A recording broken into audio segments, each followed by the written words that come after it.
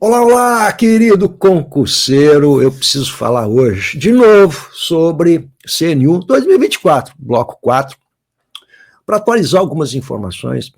Isso interessa para todo mundo que faz concurso público, para todo mundo que precisa fazer recurso administrativo, que está pensando em fazer recurso judicial, para saber como funcionam exatamente essas coisas. Eu quero, nesse vídeo, esclarecer algumas coisas importantes, partindo do exemplo CNU, bloco 4, porque foi uma aula de como não se deve fazer uma prova discursiva.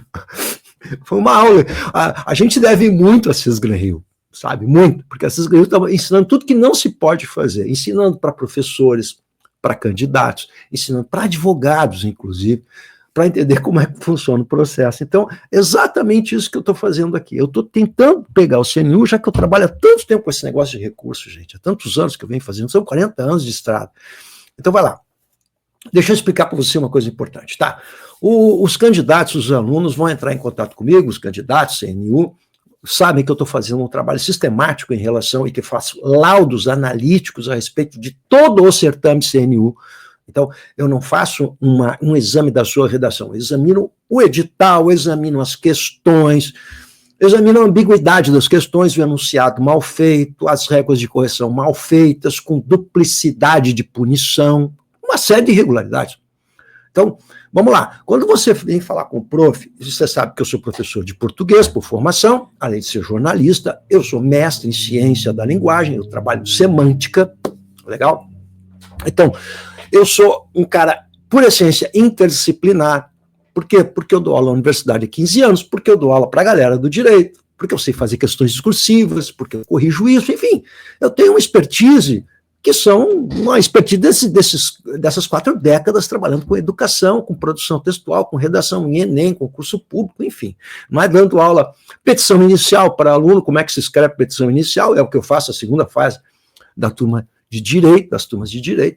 Então, eu sou interdisciplinar ou transversal, né? Eu trabalho várias coisas. Então, e além disso, fui treinado 10 anos pelo Sebrasp para a redação do Enem, corrijo e trabalho em bancas de concurso público, sei como é que se elabora uma questão para concurso público, sei como é que se corrige, como é que funciona uma banca de avaliação de redação, porque eu acompanho a rotina, conheço, tem pessoas que trabalham comigo, pessoas com quem eu convivo, amigos que também trabalham nessa área, então é uma coisa com a qual eu lido sistematicamente. Eu sei o que é a rotina de você ter que corrigir 50, 100 redações por dia. Você imagina, né? Eu sei como é que funcionam essas regras de correção, esses padrões de correção e como é que se faz a avaliação. Então, esse é o meu ponto de partida. Portanto, eu trabalho a questão multidisciplinar. Beleza? Bom, essa é a primeira coisa. Então, aí vem o candidato e ele pede para mim uma avaliação. O professor só pode fazer uma avaliação da redação, e o que ele pensa? Que eu vou examinar a redação do ponto de vista da gramática e verificar se a nota é justa ou não é justa. Ora, essa é uma visão parcial.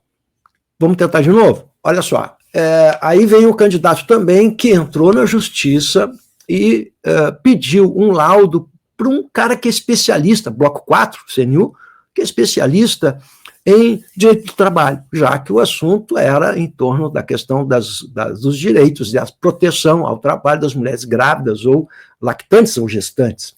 Esse é um assunto ligado, portanto, ao direito do trabalho. Bom, aí eu peguei um cara, professor, que é suprassumo do direito do trabalho, e ele fez um laudo e disse que a minha resposta está correta. Gente, tudo isso é verdade, tudo isso funciona, mas não dá conta do nosso problema, que é mais complexo do que isso. Por quê? Porque um advogado ou um especialista em direito do trabalho não vai resolver o problema da avaliação, que é mais complicado. Como assim? Eu vou explicar. Então, olha só. Quando a gente vai para uma avaliação, vamos pegar o caso do bloco 4, o que é que o avaliador, o corretor, o avaliador, que vai corrigir não sei quantas por dia, ele vai ver? Ele vai pegar o padrão e verificar se vai encontrar aquela resposta que está no padrão na sua redação. Simples assim. O que significa dizer que aquele avaliador que corrigiu sua redação, ele não é um pós-doc no direito de trabalho. Não é. Não é. E eu vou me atrever a mais, gente. Eu até duvido que seja um advogado. Por quê? Porque é muito mais um trabalho de treinamento, como eu cansei de fazer, né? Não foi uma nem foram 2 vezes que eu já fiz isso, que a gente compara o padrão e verifica se acha o padrão no que está no seu texto. É simples assim. O que importa é você ter a técnica de descobrir isso, é o treinamento. Quem está acostumado a fazer avaliação como eu, está acostumado a fazer isso, é o treinamento de você buscar aqueles elementos que estão no padrão ali. Se você tiver uma dúvida, você vai falar com o coordenador, olha aqui, ó, eu estou em dúvida em relação a isso aqui. E, portanto, eu até duvido que tenha sido advogado. Você está entendendo? É a prática de avaliação de texto que funciona. E não conhecimento, até porque, gente, aquele conhecimento daquela questão não exige um conhecimento de um expert. Aí o cara vai trazer a jurisprudência, não é isso que importa. Ali é um texto de 40 linhas, com 40 são 40 linhas, gente. Portanto, é uma análise superficial. Isso não é uma dissertação, nem uma tese. Portanto, é muito superficial. Você está entendendo? Você está entendendo como é que funciona a coisa? Então não adianta você chamar um mega especialista, porque ele vai enxergar coisa que não importa, porque ele não sabe como é que funciona uma avaliação de redação em prova de concurso público. Eu sei, ele não sabe. O professor de português vai ficar limitado a examinar o português ali, mas ele não sabe como funciona uma avaliação. Então ele vai dar um laudo, sua nota está bem redigida. Não adianta dizer que a nota está bem redigida, porque o padrão de correção diz o seguinte, tendo um desvio já perde 5 pontos em idioma, que valia 50, perde 5 pontos, 10%. Tendo um desvio, isso está no padrão.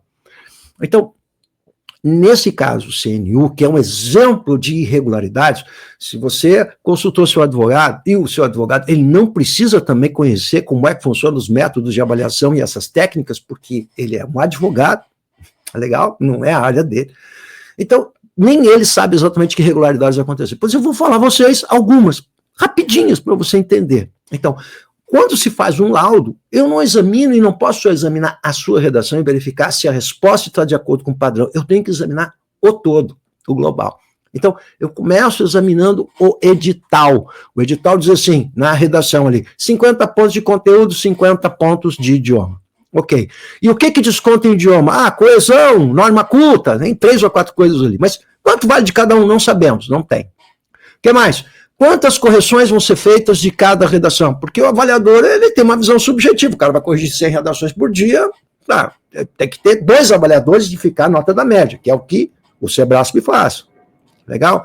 Aí você vai ver se as ganham, omite isso terminantemente. Ou seja, houve um avaliador só. Quando tem um avaliador só, é muito provável que haja notas injustas, como há. Eu pego alunos aqui com notas muito boas em idioma, por exemplo, que é uma coisa bem técnica, porque é desvio de gramática, tá ali, né, gente? Errou a vírgula, não tem subjetividade. Se tem um erro, perdeu 5 pontos. E eu vejo candidatos que têm 5, 6 erros e conseguiram a nota máxima. O que isso é? Avaliador. Legal?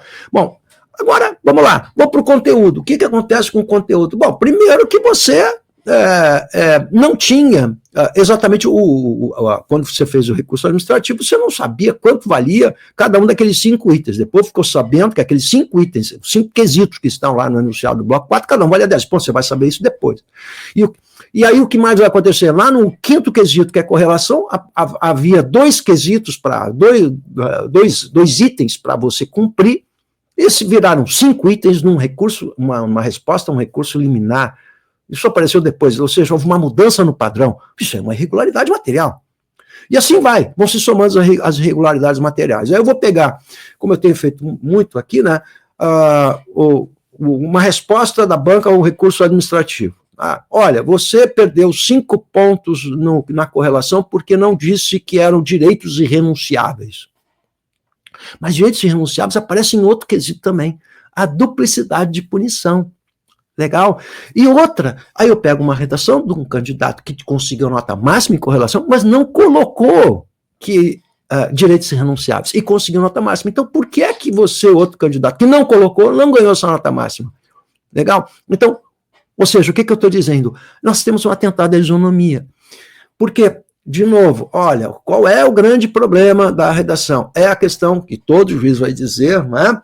Que é a jurisprudência do STF, de que a banca, que a justiça não pode substituir a banca, esse trololó que o juiz, por preguiça, ou desconhecimento, ou ignorância, coloca lá para não precisar sofrer. É isso que está acontecendo, né? Para não precisar ficar analisando aquilo ali. Ele lembra do STF, daquela jurisprudência, a justiça não pode substituir a banca. E quem é que vai controlar isso? O bispo, o papa, é isso? Se ninguém controla a banca, eles podem fazer o que querem.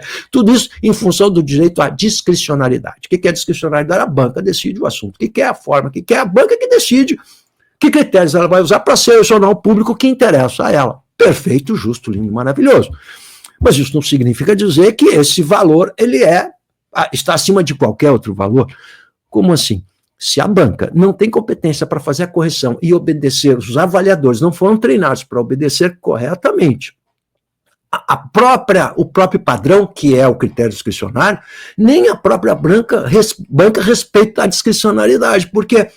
Porque os avaliadores estão dando notas que não estão conforme a discricionariedade estabelecida pela banca, ou seja, não conseguem responder ao padrão que está estabelecido. Eles não, porque cada um tem um padrão na sua cabeça. Ora, se cada um, deliberadamente, um acha que é isso, o outro acha que é aquilo, não estão respondendo ao padrão, e a discricionariedade está no padrão. Portanto, nem os avaliadores, se eles não forem treinados, e se não conseguirem, tecnicamente, fazer uma avaliação conforme o padrão estabelecido pela banca, nem eles respondem à discricionariedade. Então, são irregularidades em cima de irregularidades. Logo, quando você quer um laudo técnico sobre isso, eu não posso falar estritamente sobre a sua redação, mas eu preciso colocar a sua redação dentro do panorama maior, que é essa série de irregularidades, que começa com um edital genérico, um edital com uma série de lacunas, com uma régua de correção que vem posteriormente aos recursos administrativos, com questões ambíguas, isso é outra, tecnicamente mal construídas e ambíguas, por exemplo, a questão da empregabilidade, extremamente ambígua, porque a lei pedia a empregabilidade em relação ao mercado de trabalho, e a maior parte dos candidatos discutiu o mercado de trabalho mostrando o preconceito que existe contra as mulheres lactantes ou gestantes. Normal.